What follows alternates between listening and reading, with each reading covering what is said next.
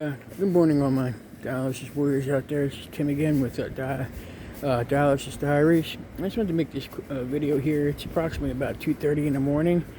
I had dialysis today at 5:30. I got back here at the facility at about 9:30, 10 o'clock.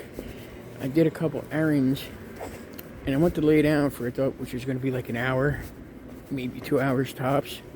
I actually just woke up now.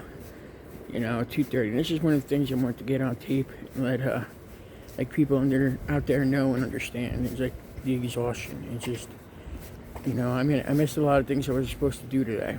The biggest thing I missed today was my phone call with my daughter. Which now for certain things I get like only 2 or 3 times a week now, and I missed it. And then I was trying to work with my sister about getting like a bill paid or something. And I couldn't stay awake, man. It just, it wiped me out. But like the problem is I get wiped out and everything, and then now I'm up at 2:30 in the morning.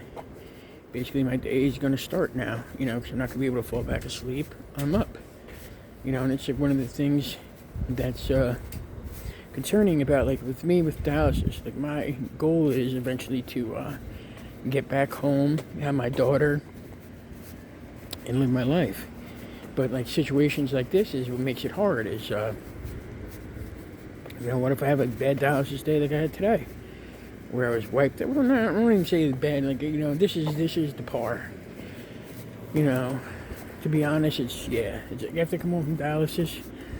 I'm gonna sleep till about this time each time. And that kind of puts like a cringe or a stop to thinking I'll be able to go home and raise my daughter by myself. It's very upsetting. And this is where the depression kicks in big time. Because this is the life that I'm gonna have to live if I want to live. You know what I mean? It's the part of it.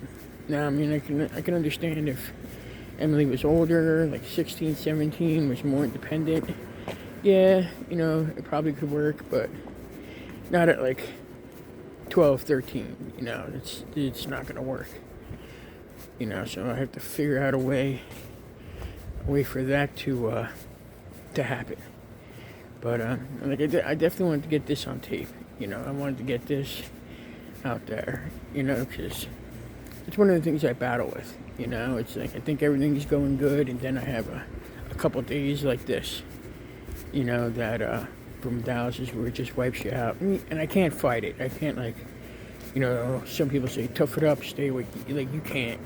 That exhaustion comes over you. It's it's like you're trapped in your head.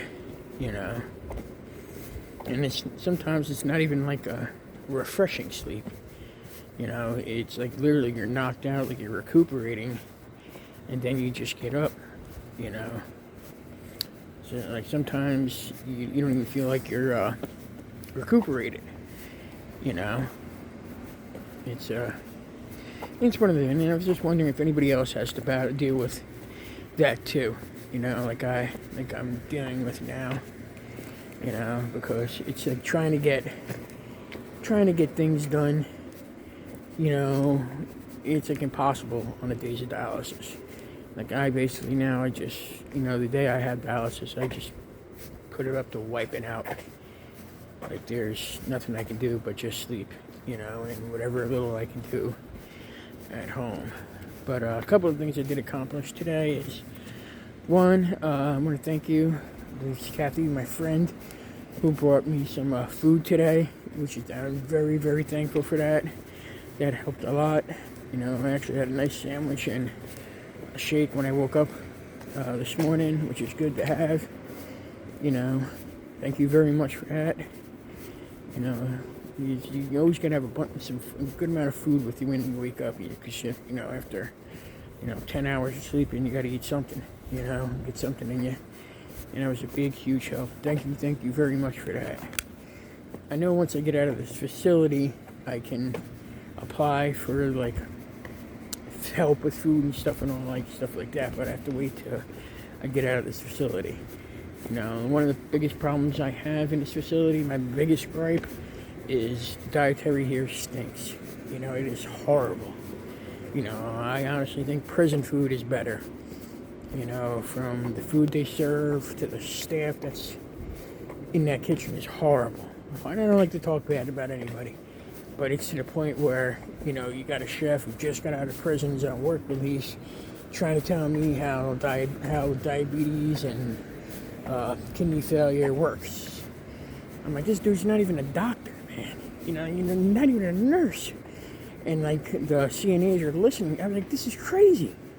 Like, how is a guy like that even able to say anything about my medical stuff? You know? And then I brought the attention to the owner, and he's just supposed to fix it, so I'm going to leave it at that and see what he has to do with it. But it's a new owner now, so he's cleaning shop from the old. The old owner here got away with a lot of bad stuff. I mean, there's a lot of stuff going on in this facility that was just crazy. You know, and I worked at nursing homes when I was younger, you know, and I never seen nothing like this. You know, it is crazy. You know, but the good thing about it now is a lot of the patients are opening up now. They're getting a lot more vocal. You know, they're reporting their complaints, their gripes, which are good. I mean, to be honest, it's probably because, like, since I got here, I opened my mouth about it. I was very vocal about everything I disliked here. And I was right, you know what I mean? There's a lot of stuff they shouldn't be doing, you know, and, you know, this new owner corrected a lot of it, you know, so hope everything goes good as far as that goes. But I can't wait to get out of this facility. That is like one of the major things that I want to accomplish in the next few months. And to start that was, my Medicaid finally went into effect May 1st. So I called up Aetna, which I guess is my plan here, and they had like a housing program, which is for the next step here, which is to get my own, like some kind of affordable housing or housing help with me. With everything, with all my medical conditions, they help placement and stuff like that. So over the next month or so, hopefully that works, and I can get back to getting more independent. You know, with getting the Medicaid back, is I get my transportation finally back to and from dialysis, which is good. You know, and that's a major part that I wanted to get back, because without the transportation, it's like impossible to get back and forth to dialysis with the chair times and stuff. I tried to take the bus there and back before, but that just didn't work. Some days I'd make it to the bus, sometimes I wouldn't, sometimes the bus wouldn't even show up. You know, like the bus is not going to run that day, which I thought was impossible, but it happens. You know, and I would miss dialysis sessions left and right. So Medicaid's the big thing with getting my transportation back, and it's a huge plus. Yeah, so I got that going. What else did I do today? And then I just, like, I ended up passing out, you know, and like I said, I just woke up about a half hour ago, and now my day starts, you know. So I just wanted to, like, this is the life of the dialysis people, you know what I mean? At least to me, this is what's life been, you know, and I've been going on here 5 years. This is going to be Thanksgiving. It's going to be my official 5th year here on dialysis. You know, I mean, actually the day before Thanksgiving that's when I started. But, you know, it's been a journey, you know, and I just want my life back, you know. And then, like, another video I'm going to get into, probably going to do later on, either today or tomorrow, is about the transplant and what's involved with the recovery that is really holding me back on filling out to do the transplant. You know, what I found out, you have to have intact details, but I'm going to do another video just all on that, you know, just because it's going to be a pretty long one, probably a pretty big discussion too, you know, for what I found out. But I just wanted to get this on tape, you know, live when it was fresh on my mind, you know. If you have any questions or anything, please feel free to put them in the comments. I'll answer them as soon as I can. You know, I appreciate everybody watching, you know, and God bless everybody, and hope everybody does good. Hope everybody has a great day. And if you like the video and the content, please like and follow if you could. And if you can, just drop a comment, and if you have any questions, or even if there's a subject you want me to cover, I'll be more than willing to do that. And until the next video, thank you, love y'all, and have a good night.